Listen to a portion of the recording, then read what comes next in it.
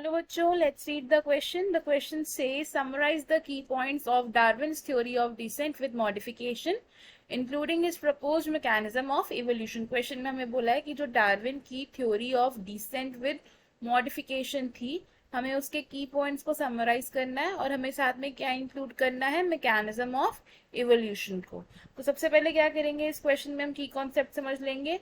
तो इस क्वेश्चन में हमारा की कॉन्सेप्ट होगा Darwin's theory of descent with modification. Darwin's theory of decent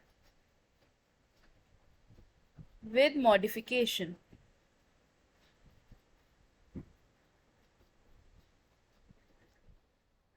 अब डार्विन ने क्या किया था, एक थ्योरी प्रपोज की थी और वो थ्योरी किसके रिलेटेड थी, रिलेटेड टू द इवोल्यूशन। अब जो डार्विन की थ्योरी थी उस थ्योरी के दो की कॉन्सेप्ट, ये दो की कॉन्सेप्ट सब कौन से थे, ये थे ब्रांचिंग डिसेंट और नेचुरल सिलेक्शन। ब्रांचिंग डिसेंट और नेचुरल सिलेक्शन।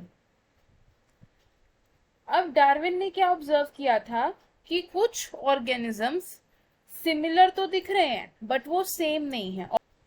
हम इसे कैसे लिख सकते हैं कि डार्विन ने क्या ऑब्जर्व किया कि some organisms looked similar but not same. तो इससे क्या कंक्लूड किया गया कि जो डिफरेंसेस हैं वो किसके थ्रू आ रहे हैं, descent with modification over the generations. कि जैसे जैसे जनरेशंस आगे बढ़ती गई वैसे वैसे मॉडिफिकेशंस आती रही ऑर्गेनिजम्स में, जिसकी वजह से उनके कुछ ट्रेड्स सिमिलर तो लग रहे हैं बट वो कंप्लीटली सेम नहीं है। तो हम इसे कैसे लिखेंगे कि differences come through descent with modification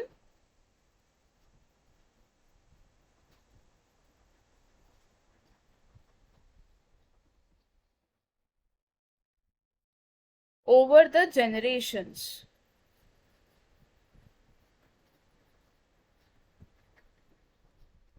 अब ये जो थ्योरी थी डिसेंट विद मॉडिफिकेशन, इसके की पॉइंट्स क्या क्या थे अब वो देख लेते हैं। तो हम लिखेंगे की पॉइंट्स। क्या क्या की पॉइंट्स थे इसके, पहला की पॉइंट था कि ईच लिविंग ऑर्गेनिज्म एक कॉमन एंसेस्टर से ही इवॉल्व हुआ है। यानी कि जितने भी ऑर्गेनिजम्स हैं इस लिविंग वर्ल्ड में उन सबका एक कॉमन एंसेस्टर ही है जिससे कि सभी ऑर्गेनिजम्स इवेंचुअली इवॉल्व हुए हैं। तो हम इसे कैसे लिखेंगे, first point is each organism in the living world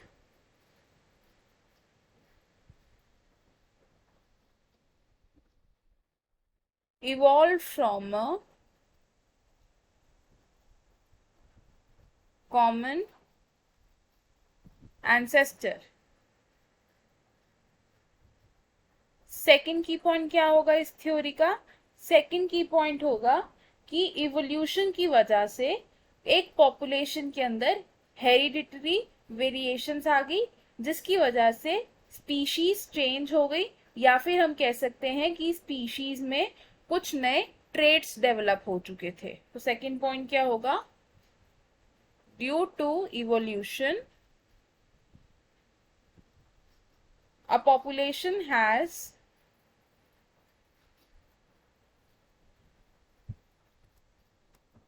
some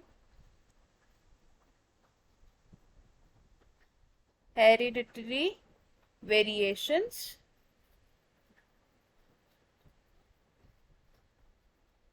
जिसकी वजह से क्या हुआ कि स्पीशीज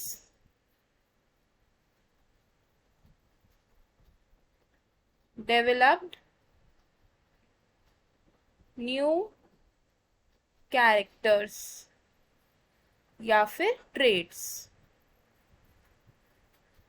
थर्ड की पॉइंट क्या हुआ इस थ्योरी का कि जो वेल सूटेड ऑर्गेनिजम्स थे या फिर जो वेल अडेप्टेड ऑर्गेनिजम्स थे वही सरवाइव कर पाए एनवायरमेंट में, यानी कि सर्वाइवल ऑफ द फिटेस्ट। तो हम लिखेंगे वेल अडेप्टेड या फिर वेल सूटेड organisms survive। क्या मतलब हुआ इसका? Survival of the fittest, survival of the fittest. तो हमें हमारे क्वेश्चन का आंसर मिल गया। हमने क्या किया, Darwin's theory of descent with modification के की पॉइंट्स को समराइज किया और साथ ही साथ हमने क्या इंक्लूड किया उसमें, mechanism of evolution. I hope you understood it well. All the best, thank you.